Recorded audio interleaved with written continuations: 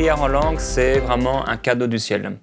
Et je crois que la prière en langue active dans nos vies la gloire de Dieu, la présence de Dieu d'une manière tangible, et que beaucoup de croyants passent à côté de bien des bénéfices de la présence de Dieu dans leur vie parce qu'ils ne parlent pas en langue d'une manière régulière.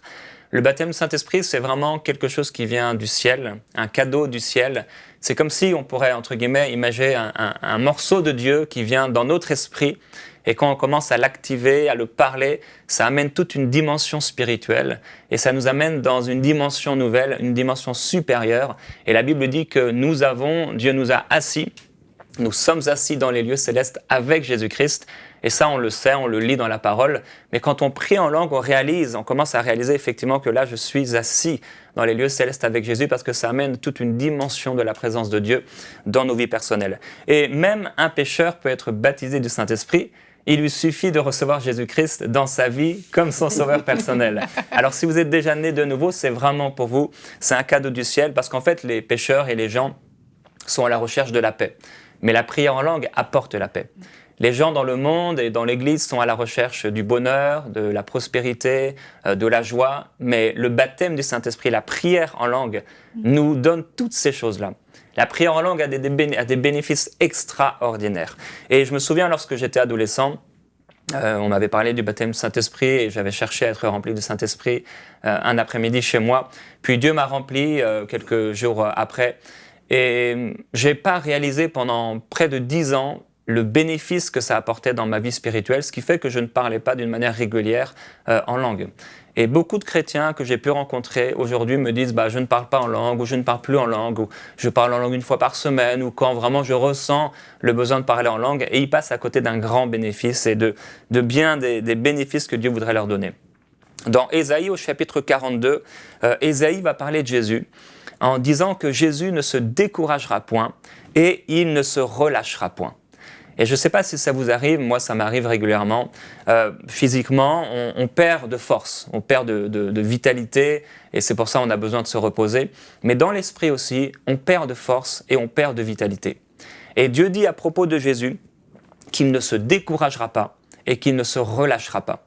Et c'est pour vous la volonté de Dieu que vous ne puissiez pas vous relâcher et pas vous décourager, pas vous lasser, mais continuer à être plein de force, à être plein de sève, comme nous dit la parole de Dieu, à être plein de vie, afin d'être véritablement la lumière dans ce monde. Alors si le corps se fatigue, notre âme se fatigue également, et nos pensées, notre esprit a besoin d'être fortifié par la présence du Saint-Esprit. Je vais lire un passage pour vous qui se trouve dans Ésaïe au chapitre 42 et au verset 29. Il est écrit en parlant de Dieu, « Il donne de la force à celui qui est fatigué, et il augmente la vigueur de celui qui tombe en défaillance.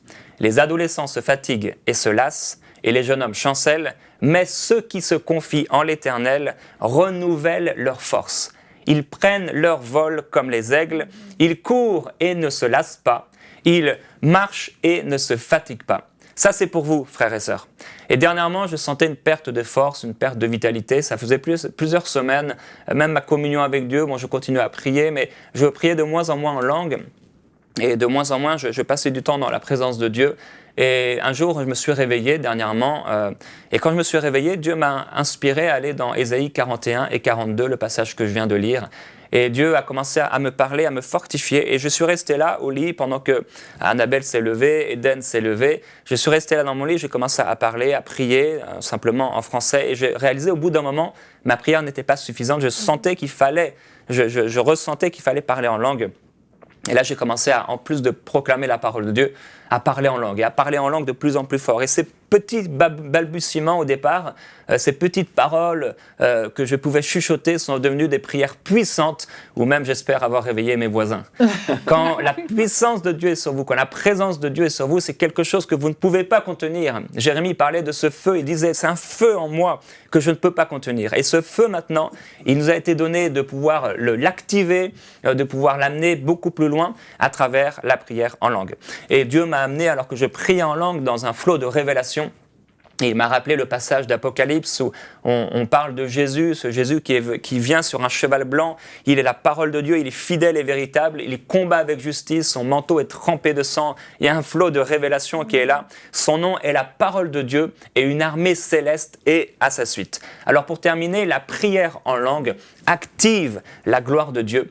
Et Jésus a dit, je leur ai donné ta gloire, la gloire que tu m'as donnée, afin qu'ils soient un comme nous sommes un. Et quand nous sommes attaqués parfois par des ennemis invisibles, parce qu'il y en a, et quand nous sommes parfois préoccupés par des oppressions spirituelles, lorsque nous prions en langue, nous combattons dans l'esprit, et toutes ces oppressions spirituelles sont obligées de déguerpir, car la puissance de Dieu, même s'ils ne comprennent pas la prière en langue, amène un flot de présence de Dieu, amène une dimension céleste qui fait fuir l'ennemi dans nos vies. Alors, aujourd'hui, je vous encourage.